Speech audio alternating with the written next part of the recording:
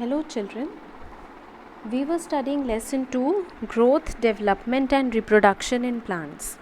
Now in the class we studied about the modes of reproduction, asexual and sexual. Then we studied about budding, fragmentation and spore formation. Children, today we will be studying about vegetative propagation. Okay, and in that also we have to start with the artificial methods. Children, we did the natural methods of vegetative propagation, where we studied that the plants, they can vegetatively propagate by stems, then through subaerial stems, and through the bulbs, tubers, rhizome, then through roots, leaves. Okay, and we also studied about their examples. Now today we will discuss about the artificial methods of vegetative propagation. Now children, the first type of artificial method of vegetative propagation is cutting. Children, if you see this picture, here you see that stem with a bud is cut. Okay, and then this cut piece will be again put in moist soil. Okay, it will be planted in the moist soil. What will happen, that after few days roots will start developing and this cut piece will develop into a new plant. Alright, so stem with a bud is cut into a small piece and then it is planted in moist soil. It is that simple, and examples are rose, bougainvillea and sugarcane.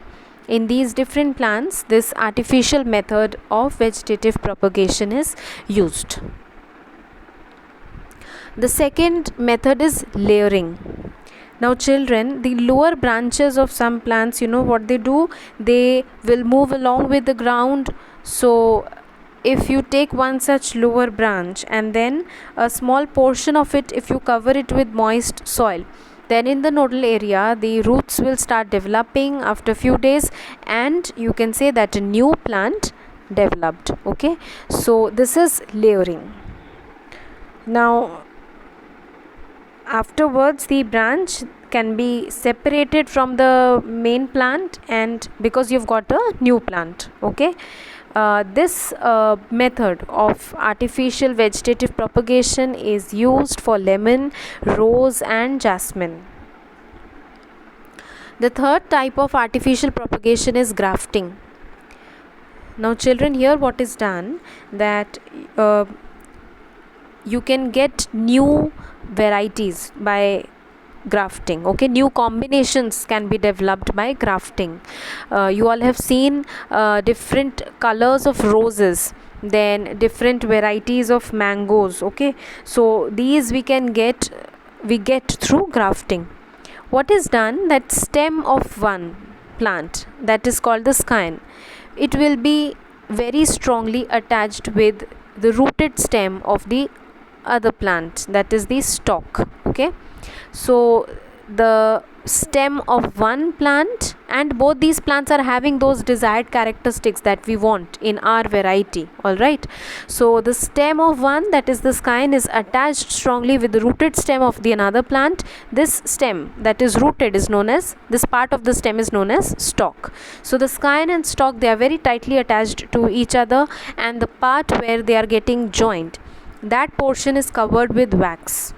Why? So that it can retain the moisture, and this also prevents it from getting any sort of infection.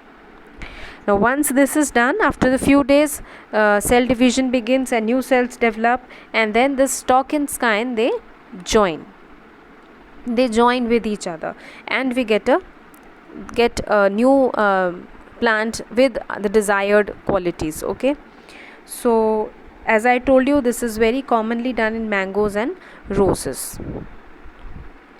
The fourth type of artificial method of vegetative propagation is tissue culture. Children, in this what is done, that a tiny piece of a plant tissue. Now tissue, you all know, a group of cells performing a particular function. Okay, so a small piece of plant tissue you will separate from the plant, and then you keep it under special conditions in a nutrient medium. Now special conditions means you are going to provide it the optimum temperature, proper moisture, proper light, okay, and then it will be placed in a nutrient medium so that it is not devoid of food. Then what happens when it is getting all the suitable conditions? Cell division begins. Then a stage comes when it forms an unorganized mass of cells, that is known as callus. Once callus gets developed, then you introduce some hormones in the nutrient medium, and because of those hormones the cell differentiation begins. The cells, they start assuming their roles. Then stem development, root development, leaf development begins, and we get plantlets. Now these plantlets are then transferred to the soil. Okay, so from a tiny piece of plant tissue we get many plantlets, and then they can be planted in the soil. The examples of tissue culture, the plants in which these are done: orchids, chrysanthemum and asparagus. So these plants are grown by this method. Okay, now why to use artificial methods of vegetative propagation? Because it is advantageous. There are several advantages which are associated with this method. See, it is a quick method of multiplying a plant, right? We are not waiting for it to get matured, or we are not waiting for the life cycle to happen. Here you are using, in case of tissue culture particularly, you are using a plant tissue and you are growing it in the nutrient medium, and you are developing plantlets from that. So basically it is a quick method. In grafting also you are getting the new varieties. Okay, then the plants that are grown in this way, they require less time and they need less attention. The new plant that develops, that is almost the exact copy of the parent plant, because they are all asexual methods, and so we get all the good qualities that were there in the parent plant in the new plant as well. All right, then all the seedless plants, they can be grown by this method. So these are several advantages. That is why these artificial methods have been developed and they are being practiced also. Now with this we have studied about the asexual modes of reproduction. Now moving on to the sexual reproduction mode.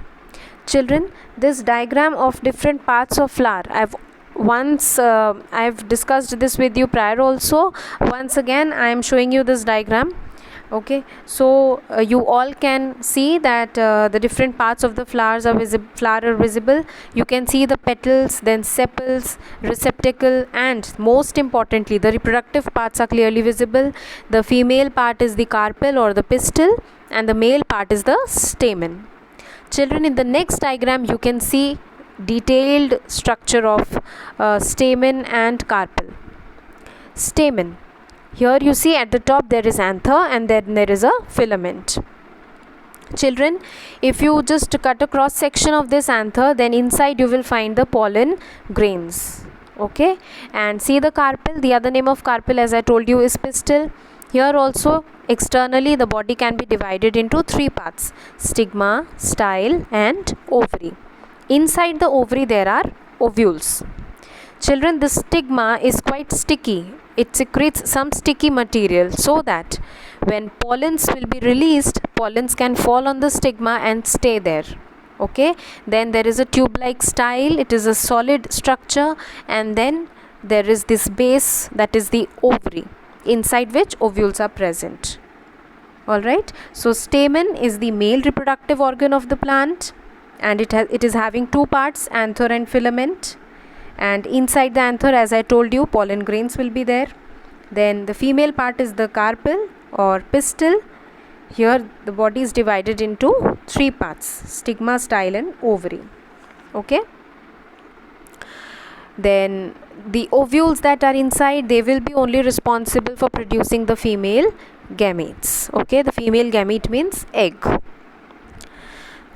Now there are two types of flowers, children: unisexual and bisexual. Flowers which contain only one reproductive organ, that is flowers which will either have stamen or carpel, then they are known as unisexual flowers. Examples: papaya, watermelon, cucumber, they are all unisexual. Okay. Then flowers which contain both the reproductive organs, they are called bisexual flowers. Again children, examples in this case are very important. You should know at least 2 to 3 examples of both.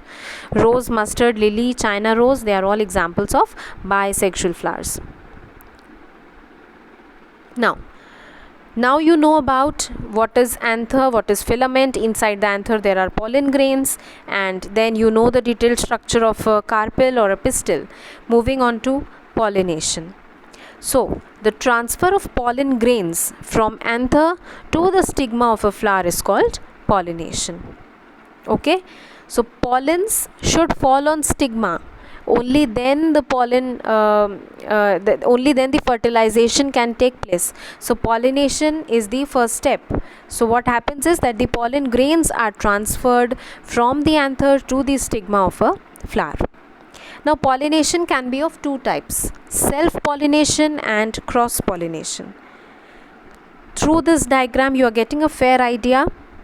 Self pollination means when the pollen grains from the anther of a flower are transferred to the stigma of the same flower. Okay, so whatever is happening is in the same flower, or it can also be considered if it is the flower of the same plant. Okay, so if there are two flowers in a plant and pollen grains coming out from one flower and getting and settling on the stigma of the another flower of the same plant, that will also be considered as self pollination. So when the plant remains the same and pollination is happening, that is self pollination. Cross pollination means when the pollen grains from the anther of a flower of one plant are being transferred to the stigma of a flower of another plant of same kind. Okay, so in the picture the blue arrows, the first blue arrow indicates self pollination, and when two different plants are being involved of the same variety, that is your cross pollination. Okay, now children, pollen grains, if we see them, they will be powdery, they have a powdery appearance for us, but if you're going to observe one pollen grain, then you will see that it has a protective coat. Okay, why? So that it can retain its moisture. Alright, now whenever there is cross pollination, there has to be some agent that is carrying the pollen grains. Alright, so there are different agents as well that carry pollens from the anther to the stigma. It can be done by insects, by wind, by water. These are various agents through which pollination occurs. Alright, so we will study in detail about these agents, and then we will study about artificial pollination. That is also very important. Alright, in the next class. So children, I want you all to study till the topic that I have covered today. Thank you children.